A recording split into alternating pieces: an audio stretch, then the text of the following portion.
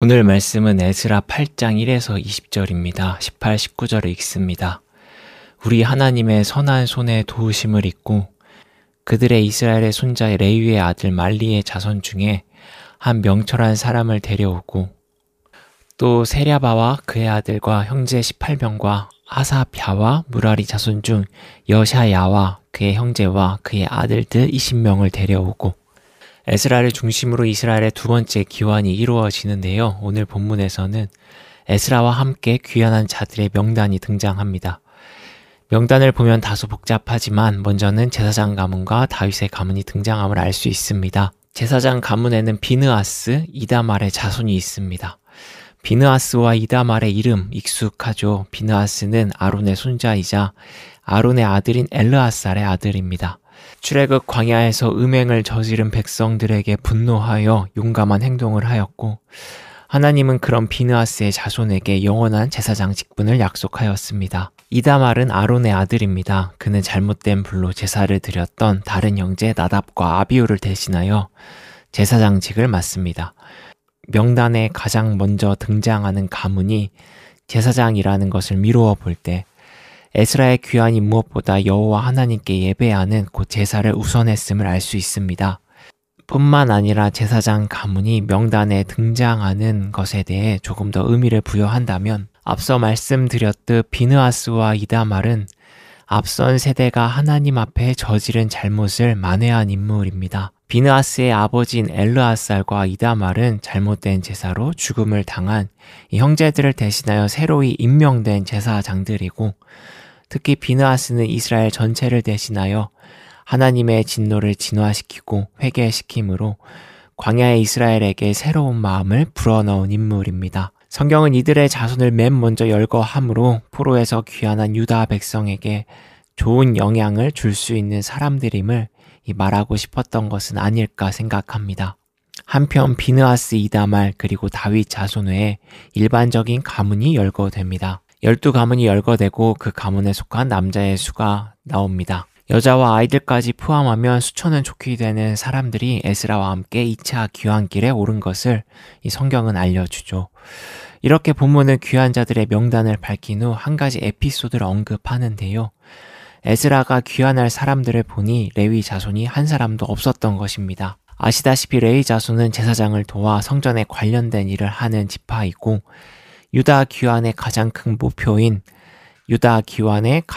목표인 성전을 복원하고 제사를 회복함에 꼭 필요한 존재들입니다. 그러나 어찌된 일인지 두 번째 귀환에 레위인은 참여하지 않습니다. 고향으로 다시 돌아가기보다는 포로된 땅에 남기를 원합니다.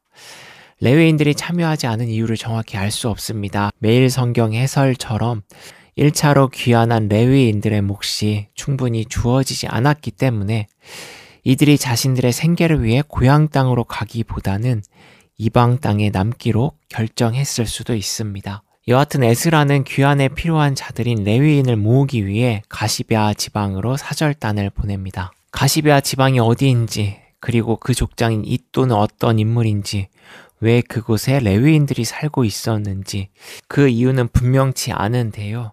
사절단은 족장에게 상황을 말합니다. 그리고 레위인 38명을 귀환자 명단에 함께할 수 있도록 허락을 받습니다. 뿐만 아니라 예전 다윗의 시대에 레위인을 도왔던 일부 사람들을 성전 일꾼으로 지원도 받습니다. 이렇게 에스라는 레위인을 보충하는데요.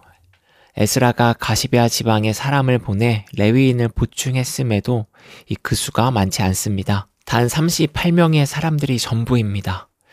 유다로 귀환하는 자들의 수에 비해 레위인들의 수는 턱없이 부족합니다. 하지만 주목할 점은 성경이 이 적은 무리를 명철한 자라고 표현합니다. 새번역 성경에서는 유능한 인재라고 번역합니다. 명철한 자, 이 표현은 단지 자신들의 일을 능숙하게 하는 사람들을 뜻하는 것 같지 않습니다. 성경에서 말하는 지혜와 명철은 하나님의 신뢰와 깊은 관계가 있기 때문이죠. 귀환을 위해 모집된 레위인들, 성경이 그들을 명철한 자라고 표현한 이유는 그들은 하나님에 대한 믿음으로 현재 일구어 놓은 삶의 자리를 떠나 기꺼이 모험을 감수하려는 사람들이기 때문으로 보입니다. 과거 엘르아살과 이다말처럼 또 비느하스처럼 주에 대한 신뢰로 척박한 유다 땅에 새로운 희망과 생기를 불어넣을 사람들이기 때문이죠. 38명의 레위인들은 하나님을 굳게 믿고 주가 만들어가는 삶의 여정을 기대하는 명철한 자들이기에 적은 수가 문제가 되지 않습니다. 겨자씨 한 알이 수많은 열매를 맺는다는 비유처럼 적은 수이긴 하나 그들의 믿음이 분명 유다의 재건과 예배를 위해 값진 역할을 했을 것입니다. 성경은 종종 적은 무리가 수많은 이들을 변화시킨 이야기를 들려주는데요. 오늘 에스라가 레위인을 찾았던 본문 역시 같은 맥락이 아닐까 생각합니다. 예수님이 적은 떡과 물고기로 수많은 이들에게 배부름이라는 충만의 기적을 보이셨듯 하나님의 은혜를 믿고 삶에 드러내는 소수의 사람이 수많은 사람들이 하지 못한 것을 해내는 장면을 성경은 보여줍니다. 세상이 무시한 미약한 것이 세상의 그 어떤 거대하고 화려한 것보다 더 아름다울 수 있음을 이 성경은 우리에게 알려주죠.